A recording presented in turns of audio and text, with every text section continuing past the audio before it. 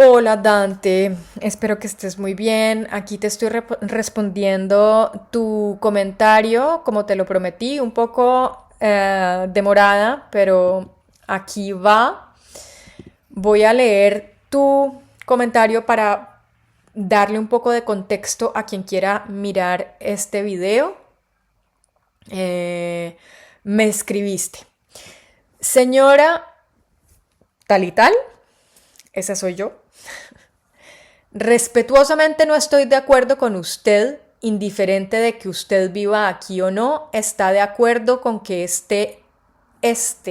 sin tilde, está de acuerdo con que este gobierno acabó con la salud, está de acuerdo con que está muriendo gente porque no hay medicamentos, está de acuerdo con que este país está gobernado por la anarquía. Está de acuerdo porque hay asesinatos por grupos delincuenciales e insurgentes que no tienen control porque el gobierno cortó el apoyo presupuestal. Está de acuerdo con la corrupción y el robo continuado. Por favor, no sea inconsciente.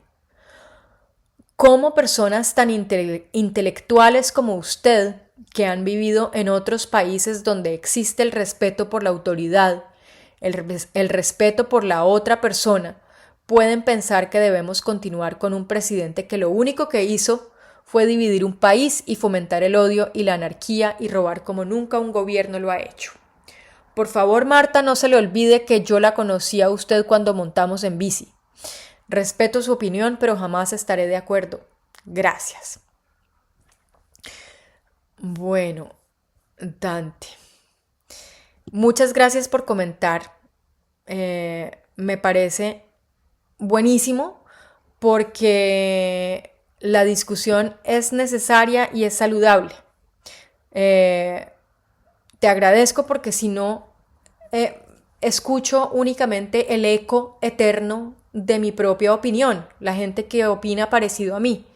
Y lo que hay que hacer es discutir precisamente con la gente que no opina parecido a uno. Si no, pues, ¿cuál es la gracia? Eh, Voy entonces a referirme a las cosas que tú escribes.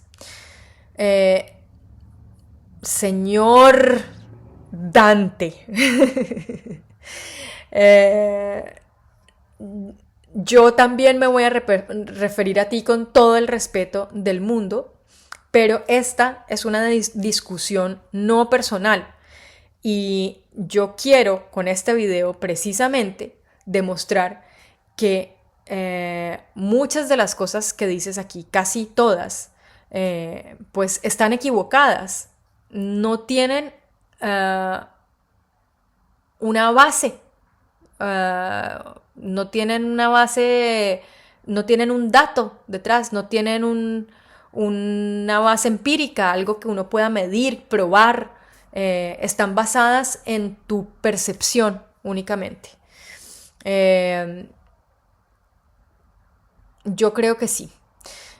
Yo creo que sí, Dante. Voy a contarte lo que yo he encontrado.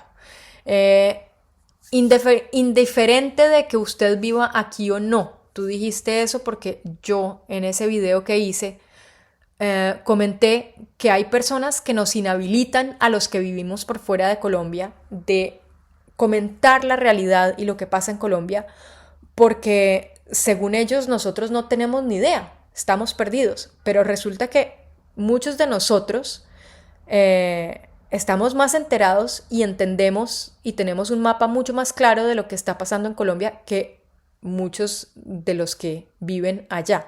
Entonces, en eso tienes razón. Es indiferente si uno vive en Colombia o fuera de Colombia. Lo más importante es si uno está enterado o no. Además, muchos de nosotros tenemos familia parte de nuestra familia y no estamos totalmente desconectados de Colombia. La sufrimos de una manera u otra, empezando por el hecho de no poder vivir allá. Está de acuerdo con que este gobierno acabó con la salud. No, Dante, no estoy de acuerdo con que este gobierno acabó con la salud. Eso es una retórica de tía, repitiendo lo que ella oye que otra gente dice, y eso le hace mucho daño a una democracia, si uno no sabe exactamente de lo que está hablando. Mira, según los datos del DANE, la salud de los colombianos está muy bien. Según los datos del DANE, eso es así. Y el dato mata el relato. Aunque tú tengas una percepción diferente, hay una gran mejora, es decir, un decaimiento significativo en la mortalidad infantil, en la mortalidad perinatal, en la mortalidad materna y en la mortalidad de hombres y mujeres entre 30 y 70 años por enfermedades crónicas. De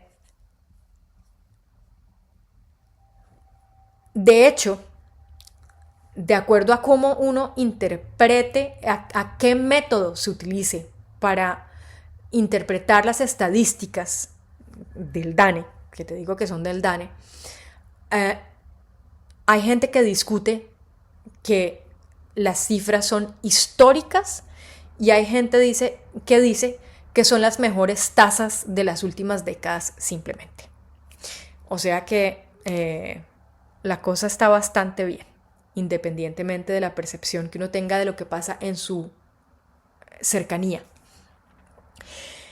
También el hecho de que todos estos tipos de mortalidad hayan tenido su mejor momento de las últimas décadas durante el mismo periodo, al mismo tiempo, es un indicador de que no es un hecho aleatorio, no es una coincidencia, ¿sí? No es que, ¡ay, qué casualidad! Se empezó a morir la gente menos de esto y también se están muriendo menos de esto y también se están muriendo menos de esto y de esto. Pues detrás tiene que haber algo, hay una estructura detrás, ¿no? Hay una consistencia. Entonces, con respecto a ese mito que se repite sobre que este gobierno acabó con la salud, una cosa es la salud de los colombianos, la salud del pueblo colombiano, y otra cosa es el estado financiero de las EPS. Y te voy a resumir sobre las dos cosas. ¿Cómo se logra una buena salud para un pueblo? ¿Cómo se bajan las tasas de mortalidad? Los estudios globales de las organizaciones como la Organización Mundial de la Salud, la OCDE, el Banco Mundial, muestran que lo más importante para mejorar la salud de un pueblo, para bajar las tasas de mortalidad de un pueblo, son 1. Atención primaria fuerte. Eso significa prevención y control temprano de enfermedades crónicas. Este gobierno invirtió en un sistema preventivo de salud con 90,000 trabajadores de salud pagos por el gobierno, no por las EPS. Y estos trabajadores de salud han recorrido el territorio nacional, a pesar de que para mucha gente esto era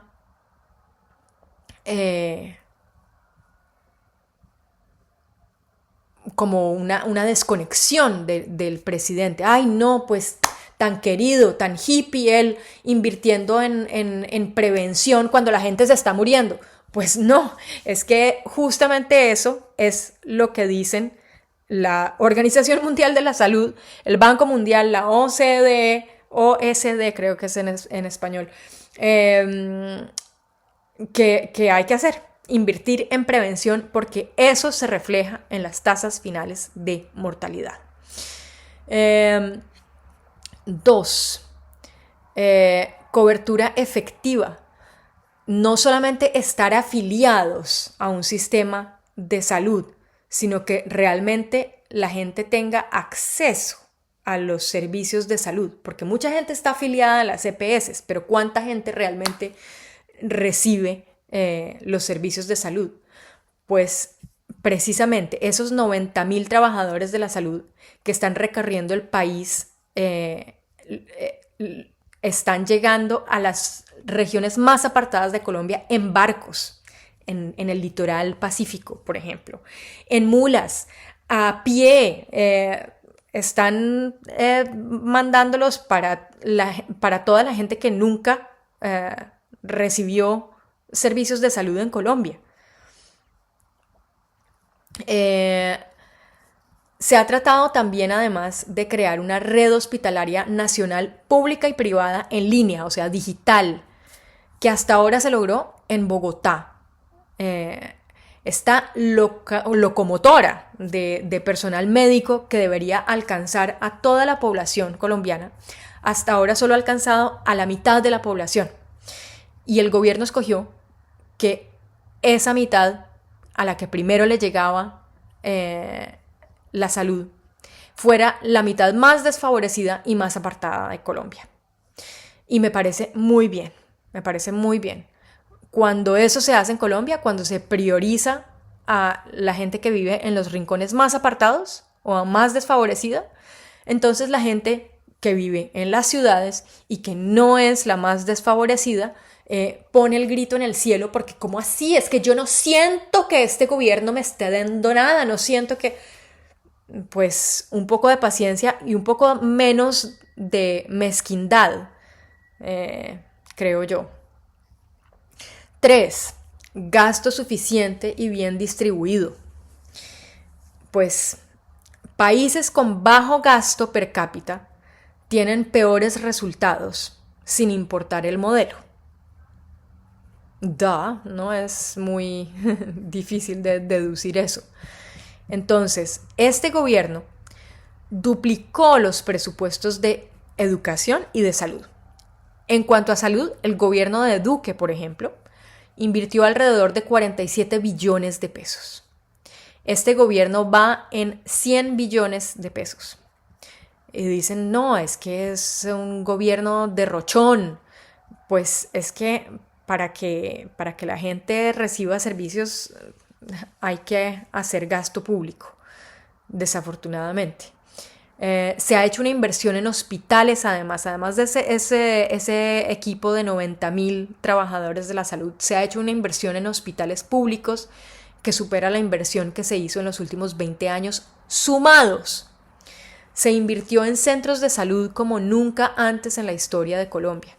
Te voy a dejar los links de todo lo que estoy diciendo para que tú puedas acceder fácilmente a los datos. Y son links no de cadenas de WhatsApp de las tías de uno, sino de fuentes confiables, como el DANE que te nombré, o el Ministerio de Salud, la Superintendencia, de todo lo que voy a nombrar te voy a mandar links. Incluso en cuanto a la inversión, se invirtió en facultades de medicina públicas en las regiones más apartadas del país para que en el futuro corto haya médicos donde más se necesitan. Se invirtió en esas facultades en sitios como La Guajira, en Córdoba, en Bosa. Y el cuarto punto de estas organizaciones mundiales es la inequidad social. Dicen que la desigualdad aumenta la mortalidad más que el modelo de salud. O sea, independientemente del modelo de salud, si una sociedad es desigual, eso aumenta automáticamente la tasa de mortalidad. Y todo lo que te he leído está directamente relacionado con equilibrar un poquito más las cosas en Colombia. Parece que eso le doliera a la gente en el alma en Colombia, me parece, por eso digo que me parece un poco mezquino. Bueno, con respecto al sistema de salud, no es ni siquiera el sistema de salud, son las EPS. Con la ley 100 empezó el régimen subsidiado y se decidió que a la gente se le iba a asignar una cantidad de dinero fija que es la UPC. Es decir, cada potencial paciente tiene una unidad de pago por capitación.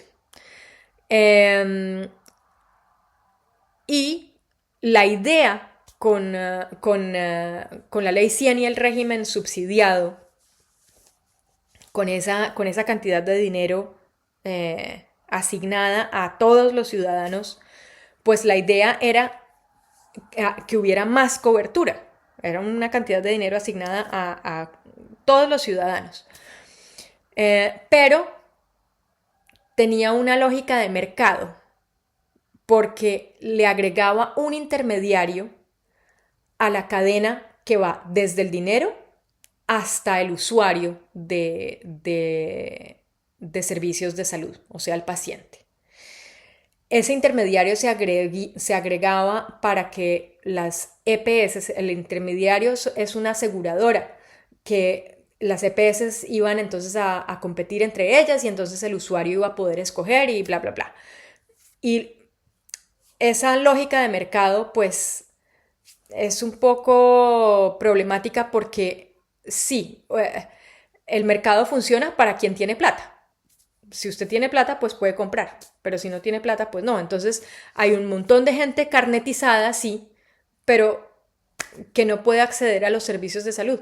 Las tasas de mortalidades más altas que había antes, pues eran de gente que estaba afiliada al servicio de salud, pero se moría igual, con carnet. Entonces, eso es un poco problemático. La cadena consiste en, esto es, por ejemplo, yo me lo tuve que aclarar a mí misma para poder explicar esto. El dinero lo ponen los ciudadanos y el Ministerio de Hacienda. Y van, por supuesto, a una entidad del Estado, que es la ADRES, una administradora de los recursos del Sistema General de Seguridad Social en Salud. Y ese intermediario nuevo que se agregó a partir de la Ley 100 y del régimen subsidiado en 1993 son las aseguradoras, las EPS. Entonces, que tienen un papel más como de intermediarios financieros, en realidad. Y ellos le dan el dinero a las IPS, que son las clínicas, los hospitales, los que entregan los medicamentos, etcétera, etcétera. Y pues esas EPS, que su función es como de un intermediario financiero, pues son un barril sin fondo al que se le echa plata y desaparece. Son un agujero negro en esa cadena.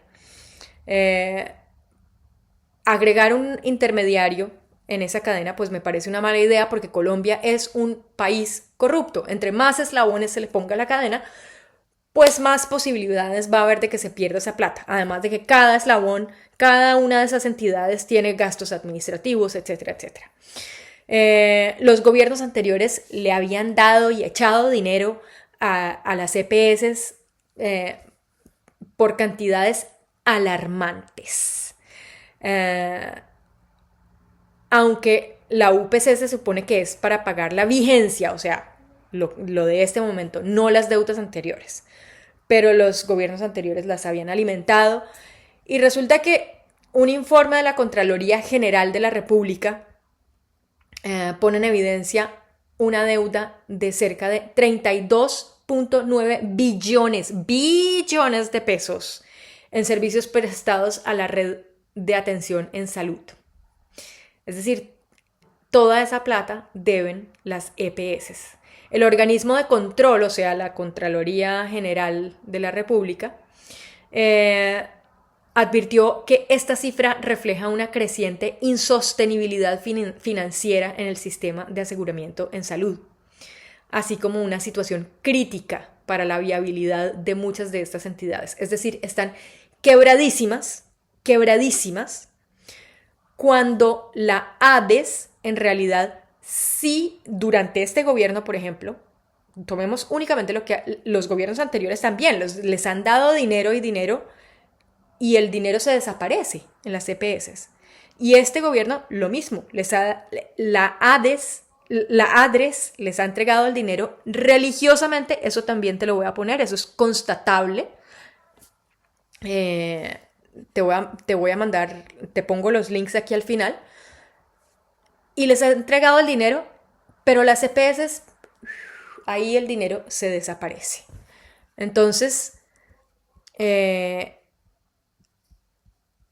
¿tú qué dices, Dante? Yo creo que ese sistema de salud realmente necesita una reestructuración. Se necesita una reforma de la salud. Porque las EPS, mira, la Contraloría General de la República es la entidad encargada de auditar, de vigilar y de rastrear el destino final de esos recursos de la salud. Y siempre ha dicho desde antes que falta claridad en el destino de esos dineros. Las EPS no tienen un papel muy relevante en esa cadena. Están ahí robándose la plata, básicamente. Esa es la verdad. Bueno, otra idea, además, es que si es con la ley, si la idea es que sea la ley del mercado, pues las EPS y las IPS tienen poco incentivo dentro de una lógica de mercado, porque a ellas su cliente, o sea, el paciente, ya les ha pagado por adelantado. El cliente, entonces, usted vende bizcochos y su cliente ya le pagó, el Estado le pagó a usted el bizcocho de sus clientes, ¿no? Eso significa que entre más usted no tiene ningún riesgo y entre más barato usted saque ese bizcocho, pues más le va a quedar a usted. Y entonces usted puede encontrar los ingredientes más baratos porque ese cliente ya le pagó y le va a seguir pagando porque es el Estado el que le paga a usted por ese cliente, ¿sí? Entonces no tiene mucha lógica en la lógica de mercado. Eso está relacionado con el hecho de que los gestores farmacéuticos, los operadores o los dispensarios, que son de quienes depende la entrega de los medicamentos, tengan todas las razones para no entregar los medicamentos. Primero, porque entre más ahorren ellos, pues más les queda, así como acabo de entregar. Segundo, porque cuando una EPS deja facturas pendientes, pues el gestor simplemente congela la entrega, ¿sí? Y las EPS le deben a todo el mundo. La plata se pierde como en un barril sin fondo en las EPS. Tercero, las compañías que controlan el abastecimiento nacional, Éticos, Cafam, Audifarma, Colsubsidio, Cruz Verde, acumulan inventario para generar la percepción psicológica de la falta de oferta. Es decir, que no hay cuando sí hay. Y así, pues especulan. Fijan los precios que ellos quieren, ¿sí? Y la cuarta razón es la más importante y es el sabotaje. ¿A dónde crees tú que han ido a parar esos 30 billones de pesos que dice la Contraloría que deben las EPS? ¿Tú crees que los ciudadanos han recibido ese dinero en servicios de salud? Yo lo dudo, la verdad. Permíteme dudarlo. Yo creo que han ido a parar a los bolsillos de personas muy astutas. Y esas personas no quieren que las EPS se acaben porque están recibiendo una renta muy interesante de las EPS. En las auditorías de la Superintendencia Nacional de la Salud han revelado que los medicamentos sí figuran físicamente en las bodegas de los operadores, pero no se entregan a los pacientes. Y también te voy a mandar los links de la superintendencia donde eso está documentado muy claramente. La Superintendencia Nacional de Salud intensificó por esa razón los operativos sorpresa, auditorías, que eso se llama el Plan 100, para frenar el acaparamiento y la retención indebida de medicamentos. La entidad busca acabar con la práctica de operadores y dispensarios que informan a los pacientes que sus fármacos no existen, a pesar de tenerlos físicamente en sus bodegas. Es decir, alguien está saboteando el asunto. ¿Quién podría estar saboteando el asunto? Pues yo creería que son quienes se benefician de que ese dinero en las EPS y en las IPS se pierda. Yo creo, Dante, que no es una teoría conspiracionista, sino que es historia latinoamericana. Así lo aprende uno por fuera de América Latina de una manera muy clara. Y en el caso de Colombia, pues la mafia se tragó el poder económico del narcotráfico, se tragó nuestra democracia y nuestras instituciones. Y hay muchas instituciones carcomidas por la mafia. Y ellas no están, esas instituciones no están interesadas en que la democracia realmente funcione y sea efectiva, porque entonces la gente no puede, los que se están robando las cosas no pueden seguir robándoselas. Así de simple.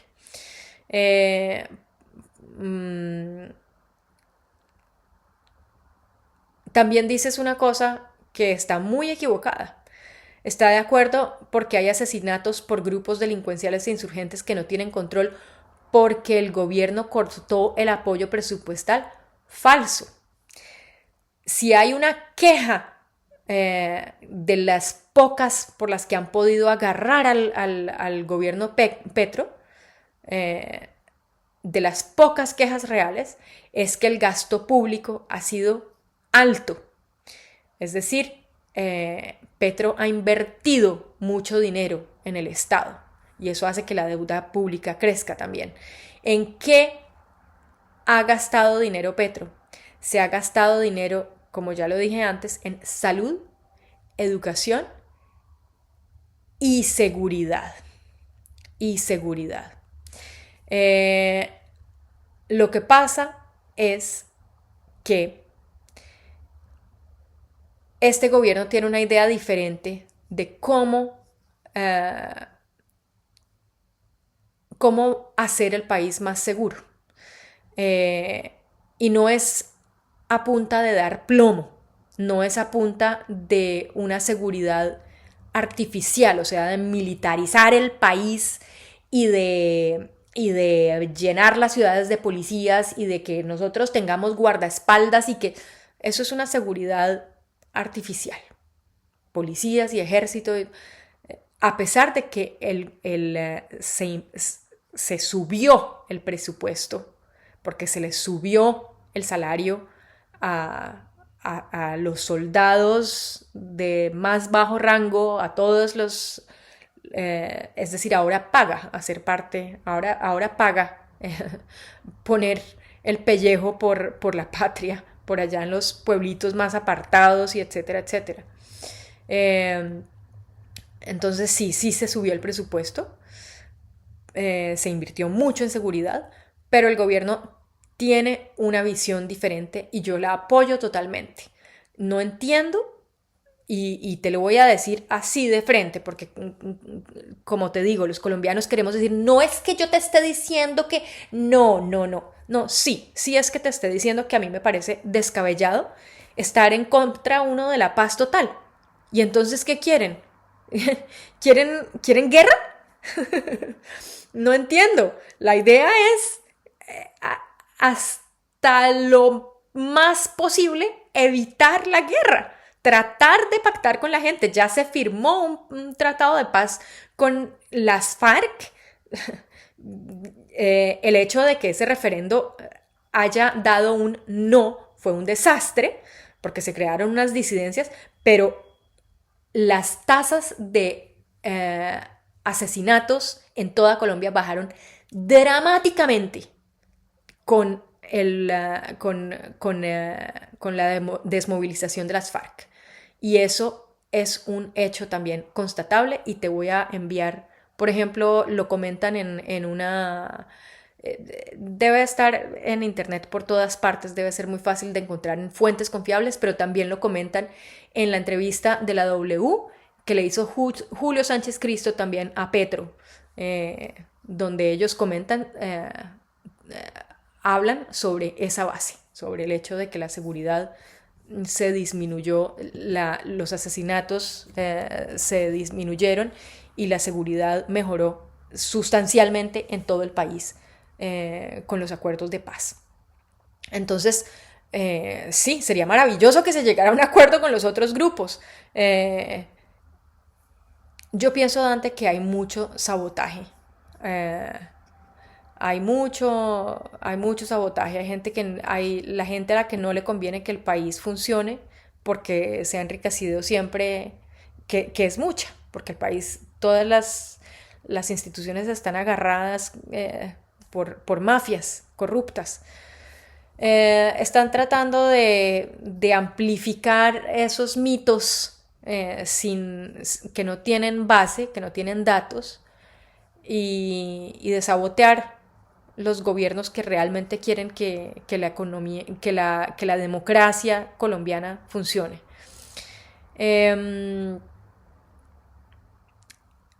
Me preguntaste, lo último es que me preguntaste si estoy de acuerdo con la corrupción y el robo continuado. Pues por supuesto que no. ¿Y ha habido corrupción en este gobierno? Pues por supuesto que sí, Dante. Por supuesto que sí. Colombia es un país que tiene mega corrupción. Es corrupción sistémica. Y ningún gobierno, por buenas intenciones que tenga, va a llegar y va a lograr eliminar la corrupción de todas las instituciones automáticamente. No lo van a lograr, es imposible. Cualquier gobierno que te prometa que va a hacerlo, que va a llegar y va a acabar con la corrupción de raíz, te está metiendo los dedos a la boca y se está aprovechando de una inmadurez política. Porque una persona que recuerda lo que ha pasado en política, que entiende lo que pasa en un estado y conoce su estado, en el caso de Colombia, sabe que es imposible acabar con la corrupción en un gobierno. Se necesitan, o sea, la corrupción es incluso una impronta cultural en Colombia. O sea, eso va a ser un cambio que toque hacerlo de generación a generación. Bueno, y a ver qué más. Ya está muy larga la cosa, así que creo que no te voy a comentar nada más. Sí, dices que los países, en el país en el que yo vivo, donde hay tanto respeto por la otra persona y tanto respeto por la autoridad, pues hay respeto por la autoridad si la autoridad se hace respetar. Porque en estos países, en los países avanzados, lo que han hecho es construir verdaderas democracias. Ellos de los tiranos no se dejan gobernar. Eso no es respeto. Yo sé que para ti las formas son muy importantes, si te recuerdo bien, y yo creo que te recuerdo bien, con cariño y bien. Y yo recuerdo que para ti las formas son muy importantes, pero... y pueden ser importantes, pero más importantes que las formas son el fondo, el contenido, el qué. Eh, el respeto por eh, no solamente cómo trato a una persona en mis formas, en, ay, sí, por favor, de nada, gracias, sino en realmente la considero, realmente le pago lo que es justo, por ejemplo. Eso, aunque no se digan las palabras bonitas o rimbombantes, también es una forma de respeto y es una forma de respeto más profunda, creo yo. Em, bueno, eso es todo. Eh, Ojalá que hayas escuchado algo y que me respondas si tienes datos de lo que tú dices o si estás en desacuerdo. Un abrazo. Chao.